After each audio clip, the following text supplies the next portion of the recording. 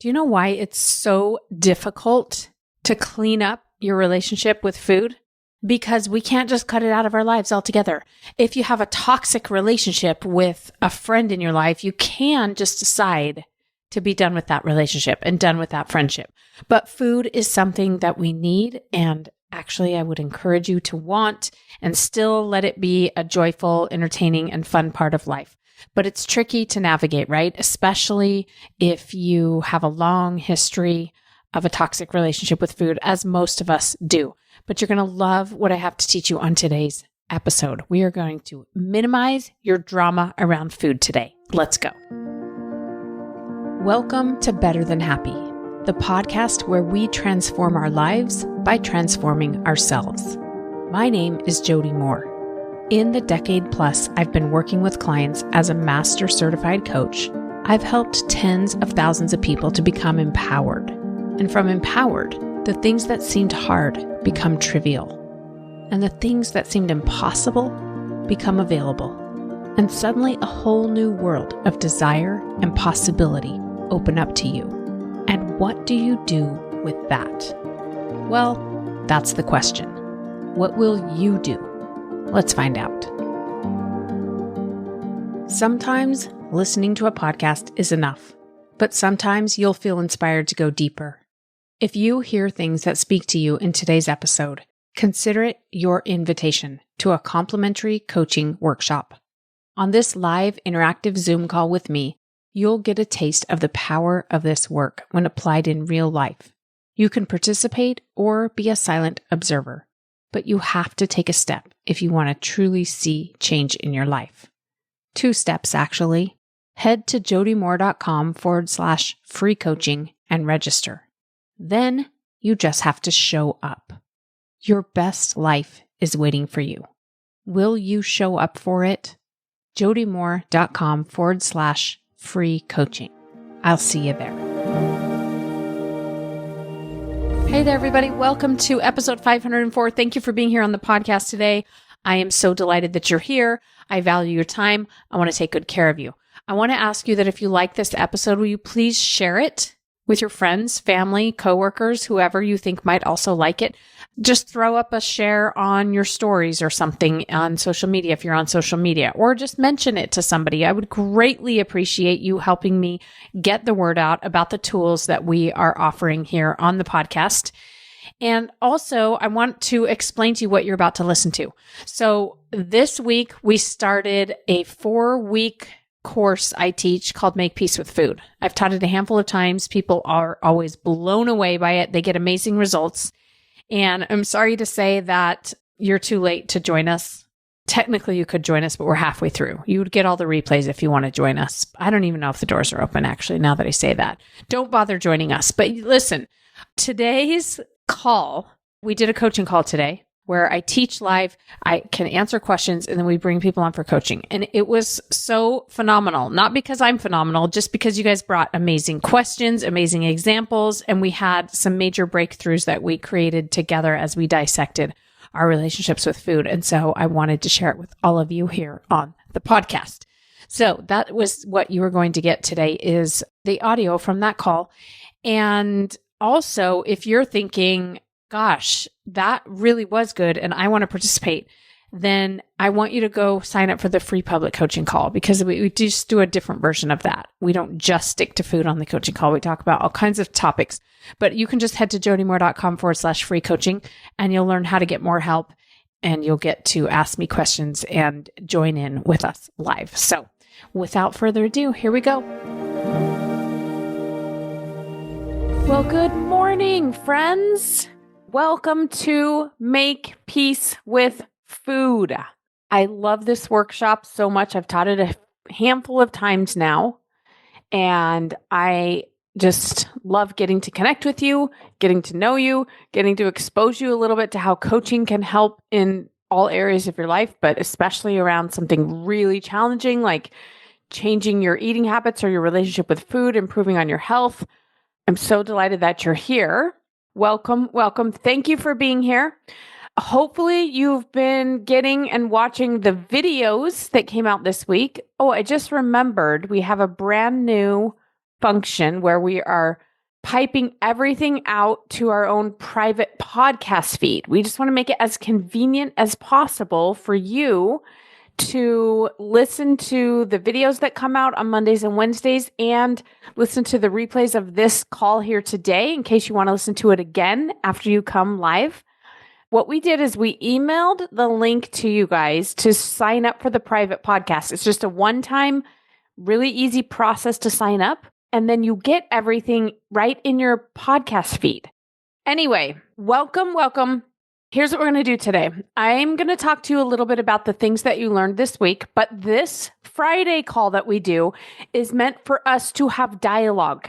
It's for you to get more specific individual help. And if you're the one who raises your hand or asks a question or what have you, that's going to be powerful for you. If you don't do that, I'm still glad you're here or listening later, because it's the real life application of this stuff where we really make a difference, right?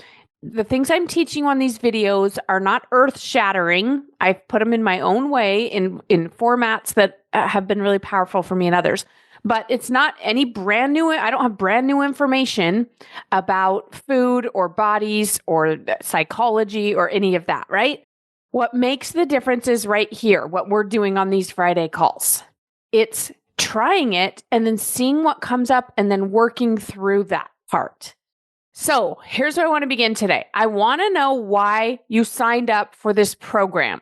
Why are you here? So I call this class Make Peace with Food, because that seems to resonate with all of us, whether we want to lose a little bit of weight. We're just sick of the chatter around food. We're sick of feeling out of control.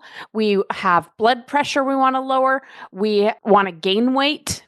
I've coached people a handful of times who want to gain weight. And it's interesting. They say the same things as those of us wanting to lose weight, in that they say, I'm just tired of having to think about food all the time. I'm tired of feeling like food controls my life. I don't want to think about it. I don't want it to have so much power over me. Okay. So why are you here? It might be you want a mental and emotional peace and freedom around food. It might be that you have a health goal you're trying to achieve. What is the reason why you're here? Maybe you're just curious about what I teach. Maybe you are a health coach and you help other people. No right or wrong reason. I just want to know you guys. I want to know who's here and I want to know why you're here. Somebody says, want to lose weight for the last time, make changes for the life I want. So frustrated with gaining and losing the same weight over and over. I'm tired of identifying as someone who struggles with her weight. Somebody says, I know what to eat. Now I want to work on the mental piece around food. Good. My body says I still need to lose some more weight. Don't want to have diabetes like my mom. Okay, good.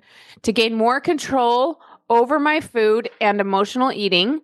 I am tired of being so overweight and unhealthy. I want to live a long, healthy life. Yes, my friend. I can't stop thinking and worrying about everything I eat because I'm so scared to gain weight, somebody says. I want to reach a healthy weight and maintain it. Why do I eat all the time? I don't feel full.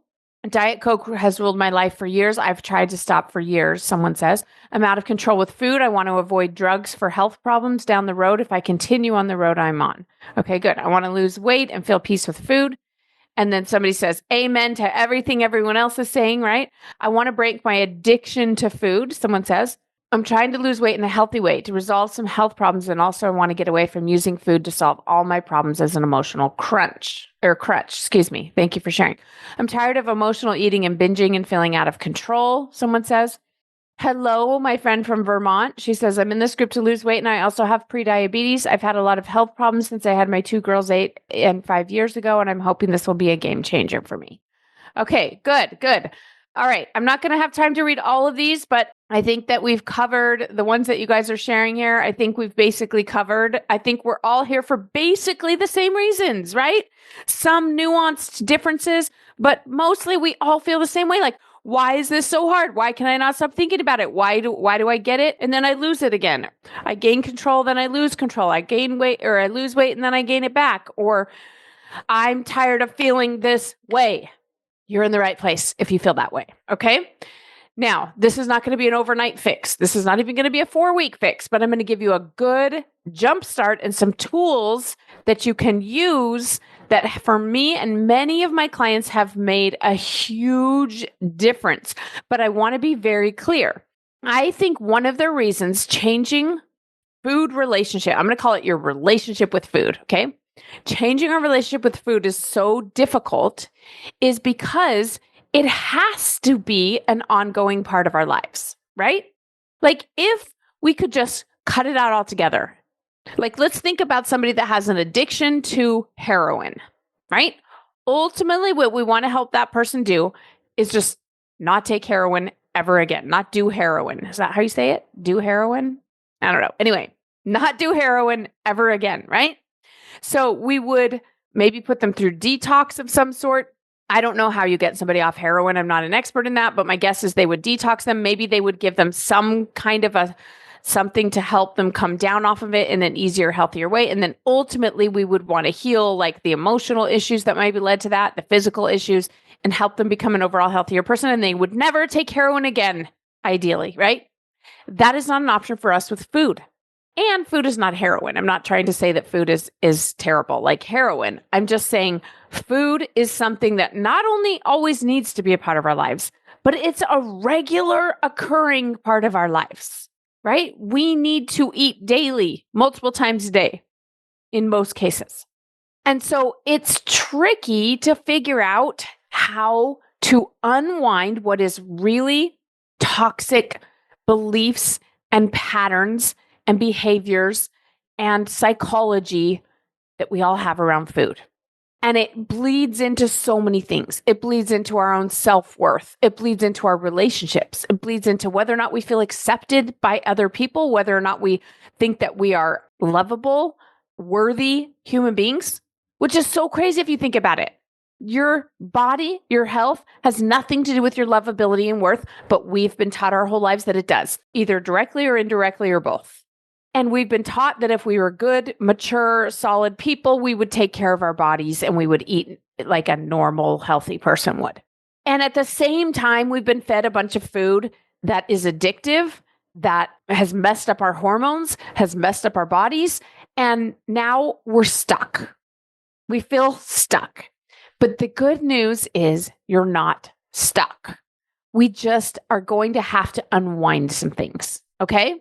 Okay. So that's what we're going to do in this next 4-week course. Thank you for joining me. All right. So the first thing I want to do is I want to hear from a couple of you who did the homework assignments. There was a video that came out Monday and one on Wednesday, and that's going to happen for all 4 weeks of this program. You're going to get a new video every Monday and Wednesday, and then we're going to have a call Friday. Really easy to navigate, right? So on Monday, there was a video that talked about neutralizing food, about not making food be good guys and bad guys, about stopping labeling food as good or bad, because when we do that, we give food a lot of power and we make food either tempting, powerful in that it's tempting and we can't say no to it, or powerful in that it's scary and bad and harmful and we're afraid of it. Either way, we've given food a lot of unnecessary power. Here's what I want to tell you about food. It has no power over you, okay? The foods that you love, that you think are amazing, I have many of these myself, okay? I have a very strong sweet tooth. If I could just eat dessert and nothing else, it feels like I would just be super happy and live forever. I know that not to be true, but it feels that way, right? But that food doesn't care about me at all. This is why we have toxic relationships with food. It's like a bad boyfriend, right? It's like a guy that I'm obsessed with, that I think is so cool or so hot or so smart or so brilliant or whatever, for whatever reason, so funny and charismatic. And I'm so attracted to him. And he doesn't care about me at all. It's not that he hates me. It's not that he thinks that he means to do me harm. He just doesn't think about me at all. And if I want to go have a booty call with him one night, maybe he's up for it. Stay with me on my analogy, everybody. He's up for it. But the next day I walk home thinking, why did I do that to myself? I mean, that was a really fun night with that guy. But now I feel like crap because I know he doesn't care about me. I know he's not thinking about me. And I'm left feeling like I'm not treating myself very well. And if I respected myself more, I probably wouldn't do that. And after the high of something really exciting and forbidden comes the low of the regret and the shame. And some of us are booty calling our food. And all I'm saying is not that you have to stop seeing that guy. Okay. I'm just saying that food is inanimate. It doesn't care about you at all. It's not out to get you. It's not trying to do you harm. It just doesn't love you the way you love it. It's not that powerful. It just is a thing that exists. Okay. Now, also, the foods that we label as good for us, healthy, nutritious, okay, those foods are also don't care about you at all. Now, they are like being in a healthy relationship, a relationship with someone who wants to take the time to get to know you and who you want to take the time to get to know. And it's actually those kind of quote unquote healthier foods are more like a marriage that you've been in for 20 years. It's not super exciting anymore. It's not super forbidden and hot. You guys both know each other really well. You've seen each other be up and down. You've seen each other looking gorgeous with your makeup on and cool hair and great clothes.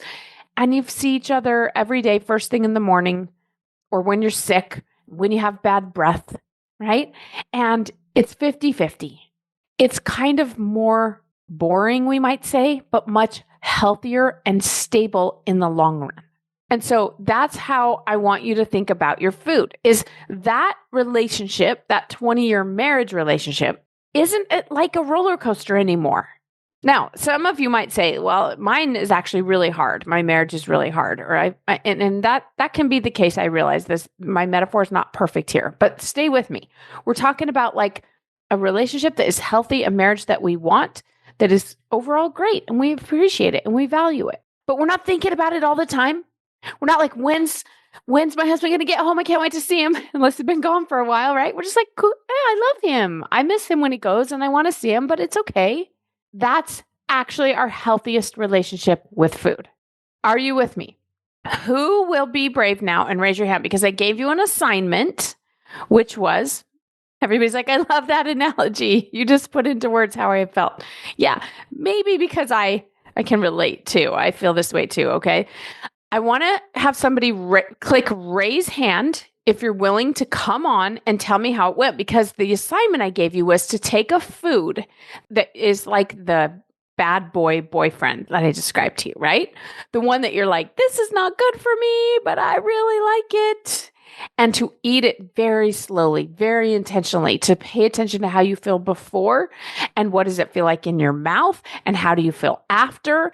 And we really slowed it down rather than a booty call. We were just like, what if I went on a long date and hung out with this guy for a long time? Do I really like him? And the answer might be yes still. I just want to hear how it went. So we've got a few hands up. So thank you to those of you that raised your hand. What's going to happen is I'm going to click promote to panelist. Okay. And you're going to have to accept my invitation. And then you'll start your video and unmute your audio. Those are the two. You can do those in any order, but you've got to start video, unmute audio after you accept the invitation. Okay. And I will try to prompt you through it, but we can do this. I promise. Hi. How are you? Gorgeous. Good to see you. Thank you for doing this. It's great. Yes. Okay. Tell me how it went. What was your food of choice, first of all? It was Reese's peanut butter cup and then apple. My two of my Reese's. You know I'm a Reese's girl. Yes. Okay. Tell me about it. My husband has candy wrapped up in his closet because he takes it to work. He has to wrap it up and tape it up. So I had to get the ladder out to get the chocolate out. And I thought I want more than I took two because they were just one individual thing. So I knew right away, and I want a handful of this. I want even more. And I got them on the counter and I got my apple out. And I wanted right away to eat the chocolate and eat a lot of it.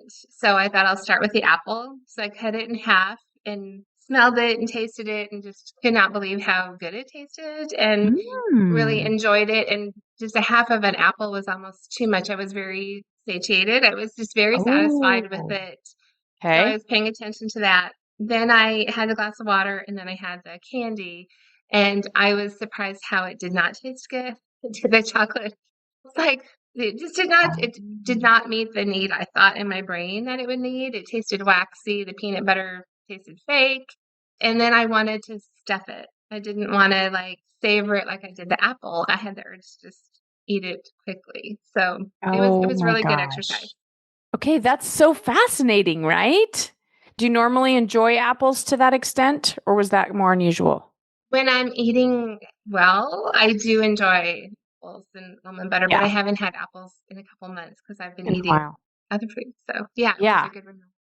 Okay, that's so awesome. I'm so glad you had that experience. So notice how when just slowed it down. I love that you did both. I love you did the Reese's and the apple because the apple became more enjoyable to you, right? And you only like interesting, you're like, I only even needed half. It was like pretty sweet.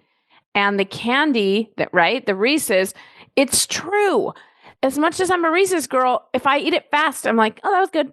But if I slow it down, it is waxy. It is fake peanut butter. It's very processed, right? Right. And did you feel disappointed at that point after the Reese's or not really? No, I was disappointed. Yeah, I was. It was like, wow, Tell me about that part. the illusion is that it's going to taste so good and be so satisfying and just such a treat that I would savor and appreciate. And it kind of felt like the one night stand that you talked about. It just felt very unfulfilling. And when I really Yeah. thought about it, just the taste of it just felt like trash in my mouth. It was Yeah. like, this isn't even good. Thank you so much for sharing. I love that so much. Okay. Okay, hello. Hi, how are you? Good. So I had a really hard time thinking of what to pick. Like I was like, just pick something, stop like making this hard. And I kept thinking I'm gonna go out for a hot fudge sundae or something, but I didn't even get around to doing that, so that didn't happen. But I was making supper and I'm like, well, I bought these new guac chips. And my husband wasn't home and I've moved to a new place, so loneliness is a thing sometimes. Yep. So I was physically hungry. So I'm writing the answers to your questions. I was feeling lonely. I was physically hungry. Okay. And so instead of waiting till I was making fajitas for supper, Yep. instead of waiting till they were ready, I opened the bag of chips. Okay. And then I was thinking about what you said, and I'm like, okay, I'm going to eat them right now, even though I should wait, but I'm going to savor every single chip. And so I was eating them. I was enjoying the crunch. I was enjoying the flavor. They left a good aftertaste in my mouth. And then I ate my regular fajitas for supper. So I stopped eating after that. Okay. But I noticed my stomach felt full and a little bit bloated. But then around 10 p.m., so that would be like 3 hours later, I kind of felt like I was getting almost a canker on my tongue. And so they didn't make me feel sick to my stomach, really. They did make me feel like my mouth was like, toxic. Because Yeah. Like, oh, that was a lot on of the ingredients. I looked on the chips ingredients. There's not even avocado in the chip. right. Because how do you put an avocado in a chip? But some kind of artificial flavoring or something. Yeah. Right? Okay. Yeah. So in the end, I found your words were sticking with me all day or all week. And I kept like every time I ate, I would stop and just eat and try not to do anything else.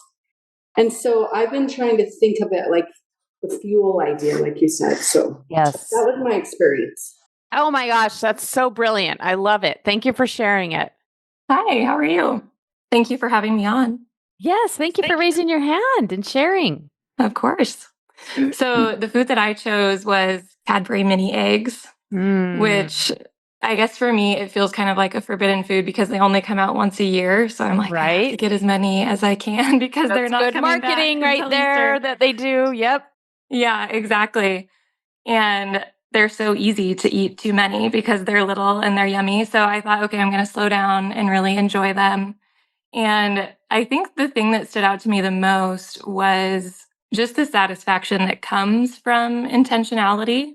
Yeah. And I've realized that in other areas of my life too, being more intentional with my kids, being more intentional with my work, just the act of saying, I'm choosing this and I want this right now, so I'm going to invest and enjoy it was really a good experience. So I did. I sat there and I had like 4 or 5 little Cadbury mini eggs and they were creamy and crunchy and yummy. And like, I do really enjoy them. And it was good to have a very intentional moment and then feel satisfied and not like I had to sneak them throughout the day. Yes. What I love so much about that is you turned it from a booty call into just like a pleasant interaction with a person, right? Where you, like nothing wrong, like probably, I don't know what your goals are, but you could achieve your goals no matter what they are and still have 4 to 5 Cadbury mini eggs probably. Yeah, exactly. Right? Yeah, What and that's happens, a good feeling. Yeah. What happens when we're not doing this, when we're just kind of like telling ourselves that we shouldn't, we make it powerful, we make it the villain, is we actually usually want to eat a lot more than that. Right? And we're not even enjoying, like you said, we're not doing it with intentionality. We're not enjoying the experience. That's why we need more of them. We're feeling bad about eating them, and which makes us actually ironically want to eat even more. And so I love what you discovered there, which was like, they still are good. Like my family and I were talking about this too. Like, it's so amazing. You get the crunch and the creamy. Yeah. Right? But different than M&Ms, it's like a really thin layer of crunch. Like there's something about the proportion there that's very satisfying, just the texture. And the taste is good. It's good chocolate. But if you slow it down, just a few does the trick. Yeah, absolutely. So beautiful. Okay. Thank you for sharing that. Yeah, thank you. Okay, you guys. So here's the point of this exercise. First of all, obviously what we just heard from those 3 ladies is pretty powerful. If you were to repetitively, like one of the rules I made for myself years ago is if I'm going to eat something that is just pure joy food, like Cadbury mini eggs, it's not something I'm eating because my body really needs Cadbury mini eggs, right? It's just for joy and pleasure. If I'm going to eat something like that I consider to be either pure joy food or mostly joy food, like French fries. Yeah, carbohydrates are good for my body. Even like potatoes have some things that aren't terrible for me, but it's still like mostly joy food. My rule for myself is I refuse to feel guilty about it. I refuse to feel bad about it. And I'm going to try, and I'm not perfect at this. That's why I say I'm going to try, but I'm really good about not beating myself up. I should say 99% of the time. But the part I'm probably only 90% good at is I'm going to try to slow it down and be intentional. Now, I asked you to really slow it down. And if you didn't get a chance to do it, I would encourage you to do it on occasion. I don't slow it down to that extent every time. Like I don't always eat and not do anything else. That's what I asked you to do. Sit down, eat your food. Don't be talking even to somebody. Be like, I need to be alone with this food so that you can really focus on it. And I would encourage you to keep doing that like once a month at least. Some of the experts in this industry want you to do that every time you eat, because the more intentional and present you are, the more you really experience what's happening. And that's what we're trying to do here. But even if you're not that present, I try to be as present as possible. And I refuse to beat myself up. I refuse to feel guilty. I refuse to say I shouldn't be eating this. There's zero upside to that. It just gives it my power. So what I want you to do is think about food as something that you are interviewing. I don't want the food to be powerful like it's the company trying to decide if it's going to hire you or not. I want you to be the boss trying to decide if this food is going to be one of your employees or not. Do I want to keep these Cadbury mini eggs on my staff? Do I want this Reese's peanut butter cup? Do I actually think this apple is doing a better job? And maybe you want Cadbury mini eggs, but you're reducing them to part-time. They're no longer a full-time employee. They're just a contract employee that every now and then you have come in and do a job for you and then it leaves. And you just pay it here and there. Not full-time salaried getting benefits. Okay? You're interviewing the food. The food doesn't have power over you. It's not controlling you.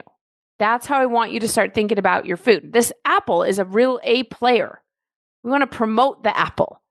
Right? And I'm using apple because that's the example that came up today, but you know what I mean. Whatever's serving your body. And we want to give the best employees the best positions in our company, on our team. Are you with me? Okay. So it's okay if you had an experience where you're like, this is amazing, I couldn't stop eating it. Okay, well, that's just interesting to notice. And is that something that I want to keep in my life because it seems to have a lot of power over me? Can I play with having just a little bit of it? Can I have a little less of it? Can I shift my relationship with that thing from me feeling like a desperate girl clinging to a guy that doesn't care about her over to like, I'm an employer and this person is on my staff and I don't have it in me to fire them right now because I love them, but they're not doing their job. So what are we going to do about that? You with me? You guys see, I like metaphors. really helps me to get my head straight about food. Okay. Before we go on and share again, I'm going to peek in the Q&A, see if you guys have questions on what I'm saying or comments or anything. Somebody says, I ate my favorite chocolate cupcakes. First 2 bites were yummy. The other 3 were terrible, too rich and sweet. And then guilt comes after I ate it. Okay. The guilt is, we're going to do some coaching in just a minute, and I'm going to show you how to get rid of the guilt part. But good for you to know that the first 2 bites were good. And after that, not really. When I indulged in my favorite treat, I felt completely guilty when I started eating my ice cream. Then it was delicious. I couldn't stop eating it. After, I didn't feel great, but I wanted more. Okay. Thank you for sharing that. Well, the staffing example hit home with me as a previous HR manager. Again, wow. Yeah, there you go. Okay. Here's the next thing I want to have you share. And then I'm going to have some people come on because we've had guilt come up for several of you today. And that is something 100% in your control. So I want to teach you today how to control that. But first, I want to hear, because there was a second assignment I gave you. And this one, we could have a couple people raise hands. I asked you to think about what roles you want food to play in your life. Now, we didn't get specific yet this week about exactly what we're eating. We just are thinking about, like, let's go back to the work example that I gave you of you're the manager of your team at your company. Okay. What roles do we want food to play in our life? Do you want food to be joy in your life? I actually know some people that are like, I don't want to get any joy from food. I just want food to do its job of fueling my body. And I want all of my joy to come from somewhere else. I don't want it to be food. That feels for some people easier than saying, I'm going to get 20% of my joy from food, just not 80% anymore. I'm going to reduce the amount. So I want you to do whatever feels easier to you. Okay. I am not a believer that everyone should just cut out sugar and flour and whatever. I think if cutting out sugar and flour and other, the kinds of fats that aren't good for us and all of that, if that makes it easier for you to eat how you want, cool. I'm down for it. If that makes it harder because it creates more noise and chatter because of the deprivation, then don't do that. I just don't think there's one right way to do this. Okay? You'll hear people preach really hard on both of those things. And I just say, why don't we all just decide for ourselves?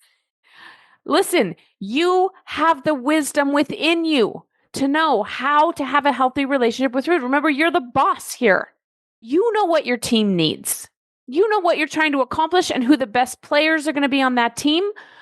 What is that for you? You might want to have some joy from food. I do. I still like to get joy from food. I like food around holidays. I like to celebrate with food.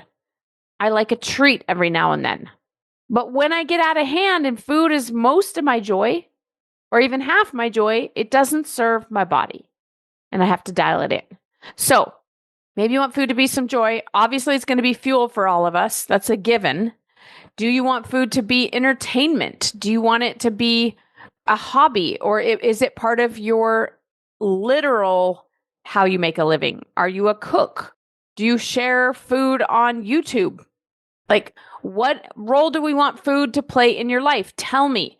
Now, I'm going to bring a couple people on so you can either tell me what you decided or I can help you decide if you're not sure. All right, tell me. So, I have had a very unhealthy relationship with food my entire life. Trauma in my life, bad example in how my mom used food. So the chatter, the conversations, the guilt, the overindulgence has been just to the point of exhaustion sometimes. But in recent years, I've been slowly trying to change that mindset, trying to change my journey to wellness, to have a better relationship with people, food, everything. And recently I started doing something very specific with my food. And I thought it was going to be impossible because anytime I've ever tried to adjust my thinking, I sabotage myself. Okay. But I have been totally surprised at how well and how easy it's been to make that intentional choice for a specific reason. So on the assignment specifically, I've already been thinking about, well, I don't want to just not have this and not do that. Yeah. that for me is always, if you tell me no, then I overindulge. So I loved this assignment, and the way you've put it in, I get to decide what I want to do with this. I get to decide how much and when and why. And so for me, joy and celebrations and the social part is super important because I'm learning to find joy in relationships, not just with food, but with people, with everybody around me, and stay connected. I used to either be overconnected or I would just disappear and be disassociative. So joy in the social celebration part is huge to keep. But the most important part is my health and wellness. I'm expecting my 13th grandchild. I want to be playing outside when they're big, you know? I don't want to be the grandma sitting in the chair having them climb up on my lap. I want to be out playing. Yeah. So the wellness piece is huge. So as I've been thinking about this, I've realized the joy will get greater if I'm focusing on the wellness and the health part. If I'm making choices based on fueling my body and what I need at any given time, whether I'm training for a triathlon or whether I'm focused on losing weight at the time or whether I'm needing to fuel myself because I'm on a backpacking trip or something. I know, for different things, we fuel our bodies differently. And that's part of what's helped me is I've been doing some of those things and realizing, well, this is the right way, but wait, maybe not, because if I'm going to go on this backpacking trip, I got to totally change the way I'm thinking about food. So I'm learning to use food as the fuel for what given activity I'm doing at the time. Good. Which opens the door for joy, because if I'm sitting around with my family and my grandkids and we want to make gingerbread houses and we want to eat the candy more than we want to make the house or add sweet, I can find joy in that, and it's okay. I don't need to feel guilty about that. That's so right. I've loved the way this whole employee thing that you just did too, because I was like, oh yeah, I can decide who's part-time, who's full-time, and when. Today I'm going on a hike or I'm preparing for a triathlon or something. This is the team I need right now. Correct. And other times I'm hanging out with my grandkids and I want this team right now. And it's really resonated with me that I can do this. I can really do this. For probably the first time in my life, I feel like I can do this. There's a lot of people talking to us about what we should and shouldn't eat, and that's okay. Like they're helpful people trying to help us. But when we take good advice and use it against ourselves, like this is bad or I shouldn't do this, then we actually take what is a tool and use it as a weapon, right? We take like scissors. These scissors are really useful if I want to cut paper, and somebody telling me like protein's good for your body, sugar's not great for your body. Like all that is really useful. But if I'm going to take it and injure myself or judge others, then I'm actually going to be using that tool in a dangerous, harmful way. And so I heard you say things like, wait a second, I get to decide. And I decide based on what am I trying to do here? Do I want to have a little pleasure here and eat some candy with my grandkids? Or do I want to go on a hike and I don't want my blood sugar all over the place and I'm going to need energy and fuel? So I love that so much. That's exactly what we're trying to do here. So, Thank you for sharing. Love it. Okay. All right. Hi. So one of the things that I have discovered is that I eat more, just randomly eat more when I'm bored and when I'm tired. Yep. I am in a situation right now where I am often just sitting by my parent as we're caring for him. And so sometimes that gets a little boring. It also creates tiredness. And so then I find myself wanting to go raid the pantry of all of my grandkids' stash of treats. And it's not just to get it for joy, or I just lose control and want to stuff my mouth. And so I've tried to maybe replace that a little bit. If I'm still having to sit, I'll grab my iPad and play a game or something, but I'm still struggling with that really hard. Okay. Here's what I want to ask you. So when you're bored / tired, okay, and you go eat food, we can all relate to this. Most of us, I bet, are like, yep, right there, sister. Okay. So I want to ask you this question. Does it take care of the boredom? No, not at all. It's just something Isn't that do with crazy my to think about? hands It comes does in. for a second, right? Mhm. For a second it does, because you have something to do with your hands. You got to like go find the food and then figure it out, and then you eat it. And so for a second, and then you get a little dopamine hit, a little hit of pleasure from whatever food. Because are you like opening up a can of green beans, or what are we Oh, eating? heavens, no. Fruit No, snacks right? yeah. Fruit snacks, like something it's with sugar or salt. Pop the whole thing in my mouth. The whole bag. And it's like, all at once. right, I don't because savor it's that. them. It's like, I'm just gonna have a little booty call with some food here for a second. Absolutely. Right? Okay, so I just want to point out to everybody listening that food is not the solution to boredom, right? It's just not. It's not even a very good substitute for a solution, because it goes so fast. We don't usually eat it slowly, right? We eat it fast. We don't go get some grapes and eat them very slowly out of a bowl. We get candy or salty things or whatever, and we eat it fast.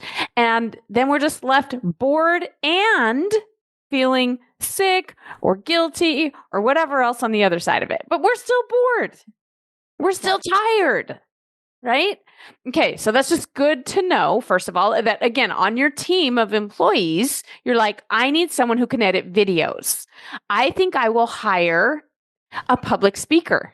And that public speaker is coming in and talking, and you're like, he's a really good public speaker, but my videos are still not edited. I still need a video editor on my team. You see what I'm saying? So you're just like not hiring the right staff. That's just good to know. Now, here's the second thing I want to ask you, because I'm a big fan of like, oh, maybe there's something else. Maybe I could get on my iPad. Maybe I could, like, the solution to boredom is do something that's more entertaining, right? Right. But it sounds like you have this good heart that also wants to go spend time sometimes with family members, right? Who are kind of boring, let's just say, right? Yes. And so what if you decided to get better at just being bored? I hadn't thought of that. How do I do that? How do you get better at something? Practice? Practice it. This is what I found is the key to life, is to get better at negative emotions. Because if you got better at being bored, you could serve more in the ways that you might want to serve. You could do things in your life that would ultimately serve you. And I'm not saying you have to be bored all the time. I'm just saying there's times when you want to do something that might be boring. And if you were just like, oh, I can just be bored. I know how to be bored. I don't have to find an iPad. I don't have to eat food. I can just sit there and be bored and be a little tired. It's okay. I promise it would be a really useful skill you could pull out of your pocket. I really like that, because I'm thinking, as I'm doing the things that I need to do, I usually have an earbud on so that I can listen to a podcast or listen to whatever while I'm sitting, because there's not a lot of interaction. And I really like that idea. Here's the thing. We live in a super entertaining world, which is fun, but it's made it so that we're not very good at being bored. And occasionally it's useful to be able to be bored, right? Because when you're like in the example you gave, you're sitting there visiting family and you're kind of tired and you're kind of bored, instead of being like, well, what am I going to do? Am I going to get on my iPad? Am I going to get a snack? Am I going to, you're like, what if I just experience what it's like to be bored? Like, what is it even like? Just sit with it, be with it. It's not going to be fun and pleasurable. I'm not saying you have to enjoy it, but just be like, it's okay. Notice my brain be kind of restless. Notice my mind kind of want something to entertainment. That's interesting. What if I could just be here and be more present with what's happening around me and notice what I smell or what I see or what I hear or what's going on with my family member, or like just let my brain be here and be present and not distract it with something. What would that be like? And the more you do it, the better you will get at it. So if you're like, I'm bored, I'm going to get on my iPad or I'm going to have a snack, you lose the opportunity to get better at being bored, because you could have practiced it right then, but now it's gone.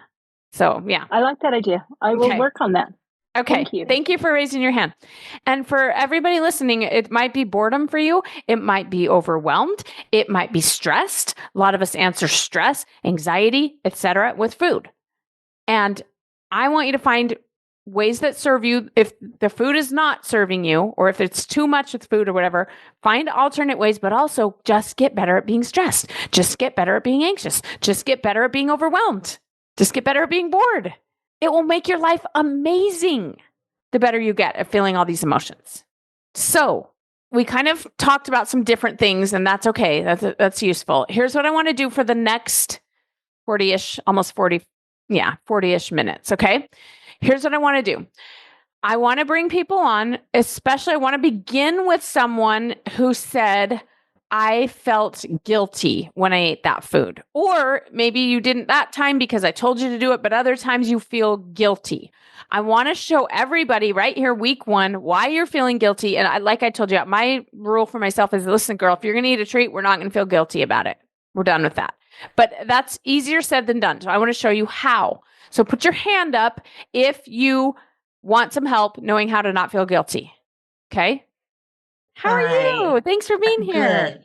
Thank you for doing this. Oh, yeah. Okay. So tell me a little bit about your situation here. Okay. Mine is Diet Coke. Oh, yeah, girl. Terrible for like 40 years. And I have tried and stopped. And then as soon as I have one, then I'm back on the wagon again. Okay. And what I had that morning was I sat down and did the Diet Coke, like you said, and drank it. I do it first thing in the morning. That's my coffee. Drank it. And it really, I like the cold, the ice, the whole experience of it all, but it didn't taste anything spectacular. Mm-hmm. But why I felt super guilty and what I've done every day since that test is as soon as I finished that one, I went right back and got another one. Okay.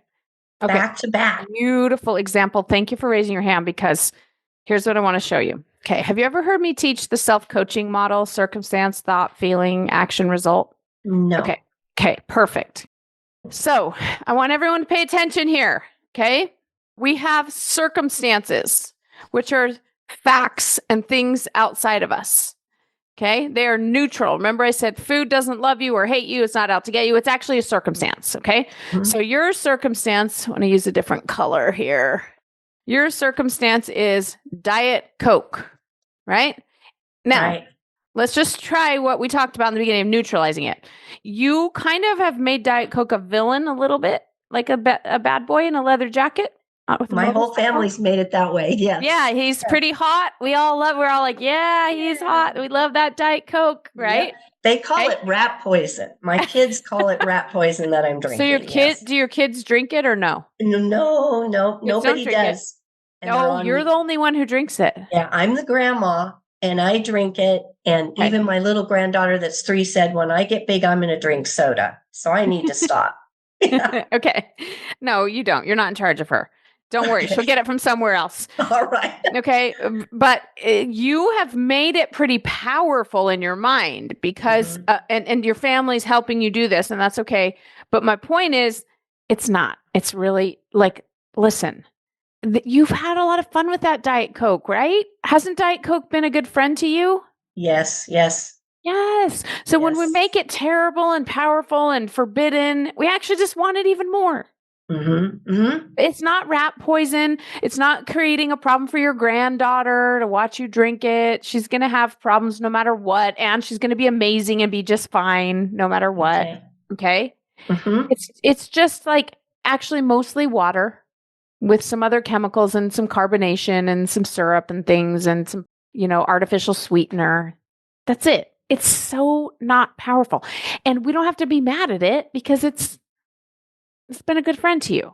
Mm-hmm. Yeah? Mm-hmm. Okay. Yes. So stay with me. Okay. So after circumstances, we have thoughts. Okay. So you have a lot of thoughts about Diet Coke, that it's rat poison, it's bad for me, but I can't stay away from it. It's so good. And when I have it, then I want more. And those thoughts are creating your feelings, right? Yes. Emotions. So when your thought is, I'm just going to summarize it with the one your family labeled it. It's rat poison, which you happen to love rat poison in this example, right? Yep. Okay. Then it feels, how do you feel when you think it's rat poison and I just drank it? I feel horrible. I feel like You said you feel guilty, right? Guilty. Yeah. I shouldn't drink it. No. There's even emotions. I'm embarrassed to say I've even had tears over this. It's real. You're not alone, It's okay? horrible. Yeah, you don't need to feel bad. You're not alone in this. So thank you for sharing it. Okay. Here's what's interesting. Our feelings are creating all of our actions. Okay. Circumstances are just outside of us. This has no effect on us. This is what affects us. What we think about the circumstance, what we then feel, which drives how we behave. So sometimes when we feel guilty, sometimes we resist and we like clench our fists and we just try really hard not to drink it. We can do that sometimes. And other times I'm just going to call it overindulge, because we can only resist for so long, and then we give in and we have it. And in fact, we want more. We feel terrible, but we want another one, right? That's what guilt drives. Okay. It's this roller coaster of all or nothing, and it's extreme and it's exhausting. Okay. So our thoughts, feelings, and actions are creating our results. Okay. And the result is that Diet Coke is still very powerful. It has power over you. Yep. Right? Yes. Because we have this powerful thought. We give it power in this model, we call it. Okay. I want everybody to pay attention. The reason you feel guilty is because of what you think. It's not because Diet Coke is bad for you. It's not even because your family calls it rat poison. It's because of what you think. Oh no, this is bad for me. Everybody knows it. I know it. I shouldn't be drinking it. I'm messing up my granddaughter's future. I can't get away from it. And then you feel emotions that don't feel good. You know what's a nice escape from emotion that it feels like a nice escape anyway? What? A Diet Coke. That's right. That's Right? exactly right. Yep. Yes. Yep. Everybody listen, when you feel guilty about eating Cadbury mini eggs, you want to eat more Cadbury mini eggs. Yeah. Because you don't want to feel guilty. So you want Diet Coke, etc. Food is not a good solution to guilt, but our brains don't think that. They're just like, we just need some kind of quick dopamine hit to get out of this. Okay? Yes. So what I want you to do is I want you to take the circumstance. I'm going to abbreviate it with a C, and we're going to keep it Diet Coke. And let's you can make your circumstance be what happened. So for everybody listening, maybe you opened a bag of chips and you ate the whole bag, or you ate whatever it is. You ate or drank. In Debbie's case, it's Diet Coke. And let's say she drank 2. I mean, Debbie, I used to drink at least 44 ounces of Diet Coke a day. I'm right there with you. Yeah. And then sometimes I was like, that super big gulp was good. Maybe I should get another one. Absolutely. Okay. So however much you drank whatever amount of Diet Coke you drank. Okay. Now, if our thought is, I shouldn't have done that. I got to stop this. It's so bad for me. That doesn't work for you. We just saw it. It makes you feel guilty. Okay. So here's the best news I have for you. You get to think anything you want to. Okay. And what you think matters, because it's going to create everything else. And a shortcut is that what you think is going to indirectly impact your result. So let's start with the result. What result do you want to have? Like right now, your result is that Diet Coke is very powerful in your life. Feels like it has power over you. What do you want your result to be with Diet Coke? I would like the result to be that I can have one occasionally as a treat. So you have control and power over yourself and Diet Coke. Yeah? You want to be the powerful one, right? Yes, I do. Yes. I have the power, which is control in this case. And I'm going to call this a healthy relationship with Diet Coke. Okay.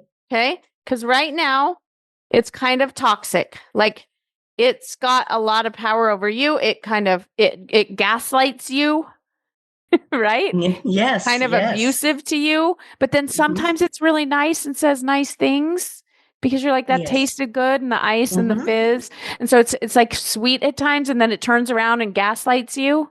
Yes. And that's an unhealthy relationship with Diet Coke. Okay. Instead, we're going to have a healthy relationship with Diet Coke in the end. Yeah? Okay. Yes. That's what we're going for? Okay. So in order to have that relationship, you're going to have to think something different up here. And you're going to have to feel something different. And it's going to impact your behavior in the end. So let me give you some things to play with. Okay. Okay.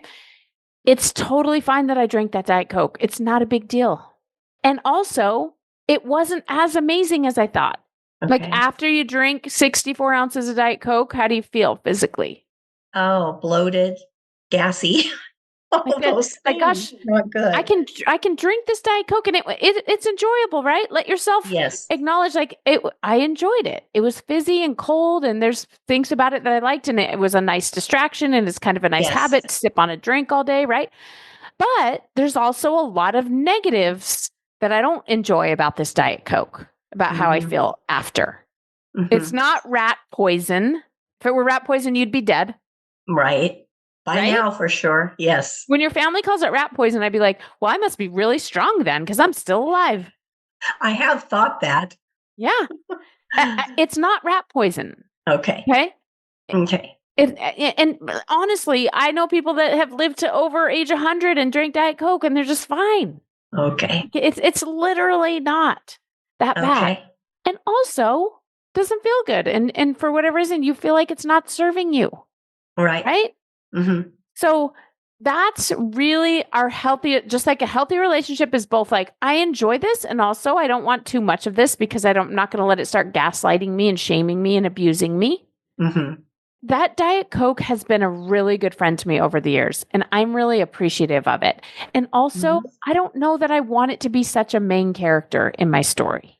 I like that. I like that a lot. Right? Like you can Yes. love and appreciate Diet Coke and decide that it's time for it to just have a little side role. Okay. I like that. Does that feel true to you? It does. It does. So it's kind of like I appreciate Diet Coke and it's time to make it a side character, a side role. As you can tell, my brain works in metaphors a lot. So I like you can that. put this Mhm. into whatever words make sense to you. Okay. But that's how I like to think of it, is I'm not going to be mad at it. No. I'm telling you, I will tell you, Debbie, I don't drink, I do drink a Diet Coke when I go out to eat at a restaurant, but I was chugging it every day, 44 ounces at least. And because when I see Diet Coke now, I see a Diet Coke label or something like, I still have a little Diet Coke Christmas ornament that I hang on my tree and it's all sparkly can.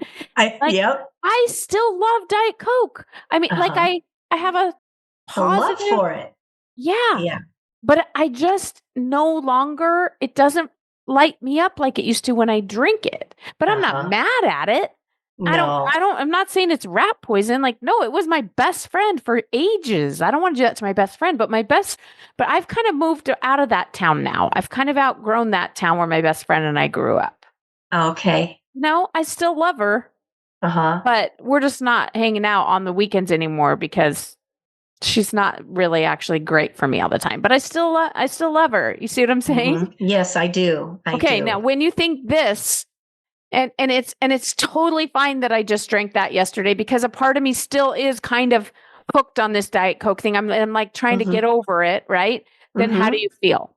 What's the feeling of the emotion it creates for you? This second sentence approaching it. Yeah, this one. Yeah. It feels as if, well, I have a little bit of doubt. I'm going to be honest. But yeah, because you don't totally believe this yet, but you're working on it. Yeah, that's okay. Exactly. But I like what you said about, you only having it when you go out to eat. I like that idea. That makes me feel good, like to think, okay, well, that's doable. That's a treat. That's something to look forward to. Yeah. Okay. Good. Yes. So you feel a little bit, I can tell, a little more peaceful around it. Uh-huh. Yes. Around the topic. Yes. You even feel a little bit more empowered because I heard you start having ideas about how Diet Coke would fit into your life and the ways that it wouldn't. And make sure, you guys, we're going to get into this next week. Over the next 2 weeks, we're going to start deciding things like how much Diet Coke do I want to have. Make sure that you're very realistic with yourself. Okay. Mm-hmm. Don't try to go from 64 ounces a day to I'm only going to have it when I eat out. If you don't eat out, just go from 2-3 cans a day to 1 can a day or something. Make it very realistic. Even a part of your brain's like, that's still too much. Okay. But we're just taking a baby step here. Okay. We're not totally breaking up with Diet Coke. We're just weaning off the relationship a little bit. Right. Okay. Like you said, Yeah, my friendship, I still have my friendship and my love, but it's changed. Yeah. Okay. And every time your family calls it rat poison, I'd be like, not to me. I love Diet Coke. I love it. Okay. I love her and I'm never going to stop loving her, even though I'm not going to drink her as much. Okay. See what I'm saying? Okay. Yes. Because from peaceful and empowered, you will overall make better choices. I promise. Because you will not have to run away from the guilt and the shame and the fear and all of this. It doesn't mean you're going to be perfect at it, especially in the beginning. It's going to be a process. Yes. It's going to take time. But you will overall be more in control and have a healthier relationship with this. Yeah? Yes. Yes. And that's my goal. And to get to the point where I don't have to think about it. Yes. Yeah. I mean, that honestly, I cannot get over that I'm at that point. I did not think I would ever get to that point. But that's still encouraging to hear. But when I see a Diet Coke logo or something, I'm like, oh, she's my friend. Or a commercial. Yeah. Or commercial. Yeah, I'm like, yeah, Diet Coke is awesome. We just don't hang out that much anymore because I kind of outgrew her. Okay. I hope I can outgrow her. You absolutely can. I'm so much older than you, but I hope I can get there. It has nothing to do with age. Nothing to do with age. I promise you. All right. Okay. Thank you. You're welcome. Okay. Who else wants to come on? I'm popping in the Q&A actually, and then I'm going to bring someone on. Maybe you have guilt around food or something. You want to clean up what's going on. You have questions about what I've taught you this week. Anything goes. We still have 20 more minutes, so we can bring on at least one, maybe two more people. I struggle with Diet Coke too, somebody says. I've been trying to quit for 15 years, but my girls all drink it and I love the social part. Going to get a drink is fun, but it doesn't match my goals to be healthy. Okay, I want to offer this to you because for some of you, this is Diet Coke. For some of you, it's going out for ice cream. We tell ourselves this, right? We're like, I just struggle with missing out on the social part. But that's a kind of a lie we tell ourselves, right? Because drinking a Diet Coke has nothing to do with being social. Here's how I know. My family loves ice cream. They love to go out for ice cream. And I just don't really love ice cream. It's okay. I don't hate it, but I just don't really love it. And so when we all go out for ice cream, I go with them. And they eat ice cream and I don't. And I'm not missing out on anything social. They're eating their ice cream and we're talking and I'm sitting there listening and talking. And me eating ice cream has nothing to do with being social with them. And sometimes they say, Mom, are you going to get some ice cream? And I say, no, I don't want ice cream. You know, I don't really like ice cream. They're like, oh, yeah, that's right. Mom doesn't really like ice cream. And they don't care at all. And when we go to the Maverick and some people are getting Diet Coke and big drinks, I get a bottle of water. And sometimes I get a Built bar, protein bar. Or if I'm feeling really crazy, I might get a vitamin water or something. And I just don't get a Diet Coke. But you know why? Because I don't want one. I don't even want it anymore. It doesn't even sound good. I know the first sip or two tastes good. And after that, it doesn't taste very good to me. And so I just don't even want it. And so I don't get it. But I still get to be social. I still go wherever they're going. And I either don't get it. It's like for those of you that are members of the LDS Church, I want you to think about this with alcohol, right? If you have a bunch of friends that drink and they're like, come to dinner with us, and they're all ordering wine, are you like, well, I can't be friends with these people now? No, you still do. You just drink water while they're drinking wine. It's not, this is just your brain trying to trick you.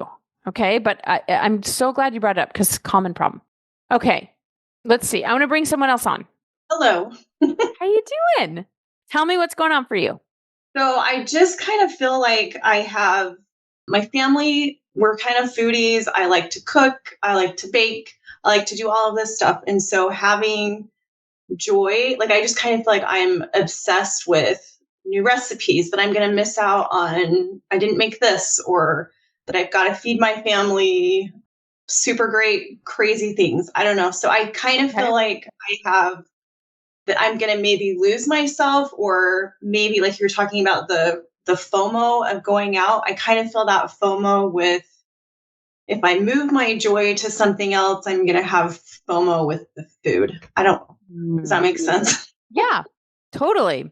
And it's, again, something that so many of us can relate to. Not the cooking part for me, but the FOMO. And for a lot of people, the cooking and the trying out recipes and baking and things.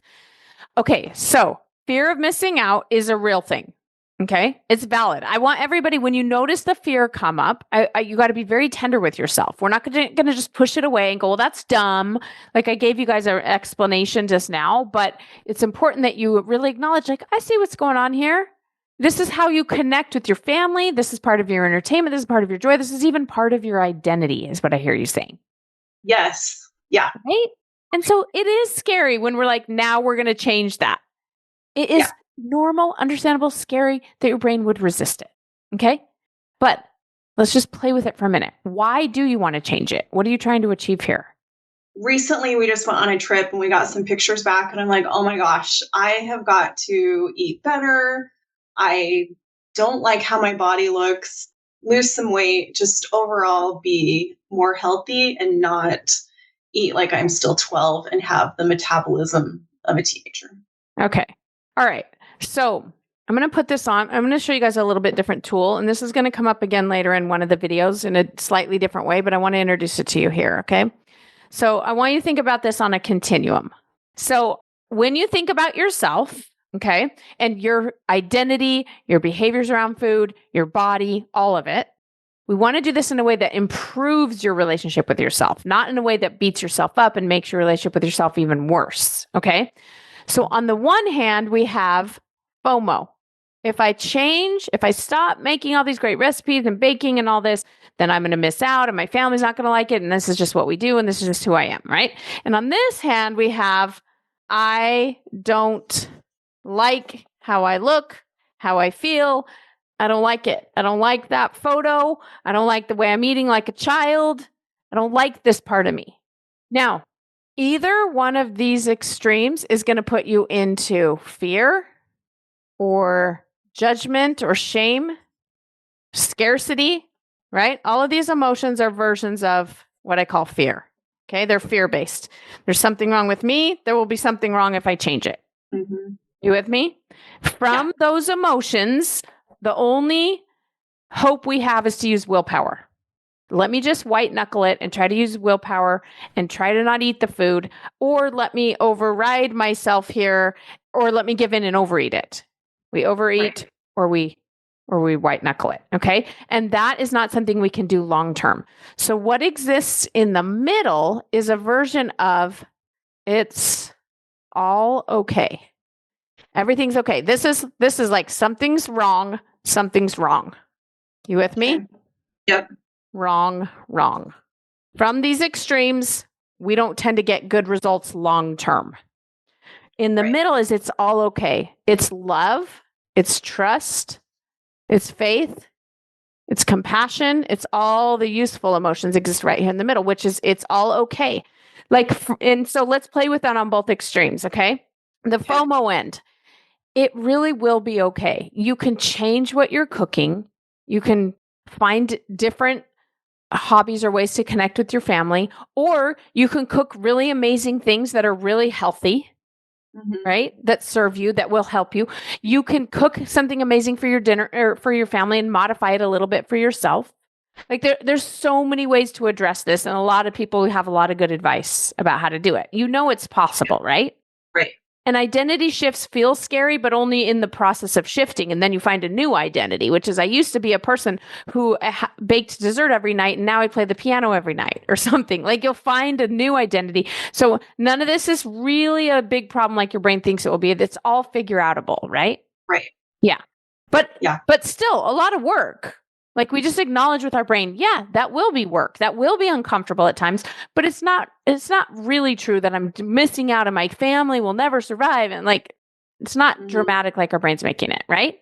Now, guess what else is okay? The other side. The way you look in that photo that you saw, whatever weight you are, whatever health condition you're in, whatever your body looks like, it's also okay. Like you could stay this weight forever or gain weight. And you're very judgmental of yourself. I should stop eating like a 12-year-old. I totally am. And then I've got that scarcity feeling because I feel like, oh my gosh, I've got to have that and I don't know if I had feelings as a child that I was always hungry, but it's that like, I've got to have food. I've got to have, I'm afraid. And then I judge myself and then I'm looking at other people. Well, what are they eating? Right. they look better than me. I don't know. It's this bad cycle. And again, you're not alone with it. That's what so many of us do. We bounce from one end to the other. We go, well, forget it. I'm just not going to pay attention. I'm just going to keep doing what I'm doing, or I'm going to I'm going to overeat or whatever. Or we're like, no, wait, this is terrible. This has to change. Look at everybody else. I'm behind. I can't believe I look like that in that photo. And this is exhausting, the bouncing back and forth. That's why you're exhausted. And what I'm saying is you got to land right here. Okay. Like, listen. And so it's both. It's making peace with the fact that you absolutely could change your habits and your routines and the way you cook and the way you, all of it. And you could still be you, and you could still have just as much joy and pleasure and just as much connection with your family. It's all possible, right? And not even that hard. And the way you look right now, and if you never changed any of it, would be totally okay. You're just as lovable. You're just as wonderful. You're just as mature. You're a legit adult. You're not a 12-year-old child. And we don't even have to go back and figure out, where did this come from? Was I traumatized in my past or my childhood? Maybe. Yeah. But it's okay. It's okay. Like, there's nothing wrong with your body. There's literally nothing wrong with your body. I still have to do this all the time. When I do the same thing, I'll see a picture of myself, see a video. I have to be on video a lot. Luckily, it's usually just my head. But every now and then, there's like a full body video. And I'm like, oh my gosh, I didn't know I looked like that right now. Right? It's not how I looked in my mind. Exactly. Yeah. And then you know what I do? This work. I come back to here. I go, you know what, Jody Moore, I love you. And your little bit chunky body that looks different than I thought it did. I didn't realize that your belly was poking out that much these days. I didn't realize that your arms got quite that way. And you know what? I love you, body. You're not doing anything wrong. You're amazing and brilliant. And do I wish you looked more like a Victoria's Secret model? Yes, I do. But I'm not going to hold that against you. That's actually social conditioning and not really even valid. Like, I love you. It's okay. It's okay. Right? Yeah. Now, for those of you listening that are like, but I don't think it's okay. It takes some time to embrace it. Does. So is it just talking to myself every day saying it's okay? Is that okay? It's okay. It's okay, and I love you. And listen, I'm going to take care of you, body, because I love you. I love you too much to keep putting you through what I've been putting you through, which is shoving a bunch of stuff in you that you can't really utilize, and you're having to find places to store it, and you're trying to keep me alive and well. And I know that's really hard on you, body. So I'm going to step it up for you because I love you, not because I hate you and you look bad in pictures and we need to fix that. But because I appreciate you're doing a good job, body. You haven't done anything wrong. The reason your thighs look like that is because I fed you too much food and I like to cook with my family.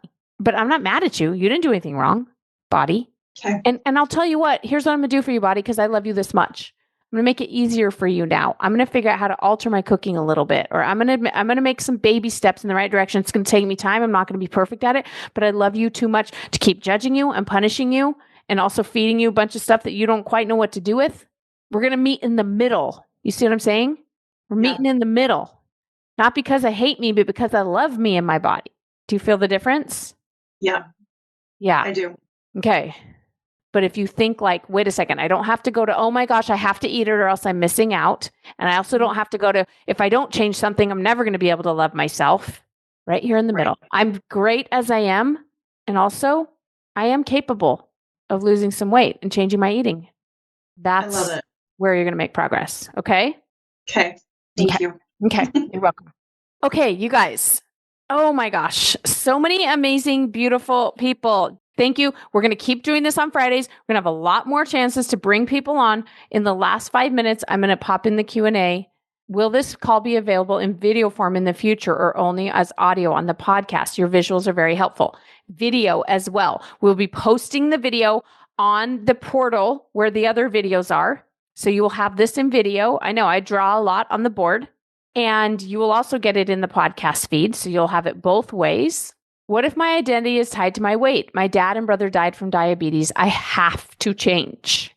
Okay, I want you to put that into the model I taught you today. Circumstance, thought, feeling, action, result.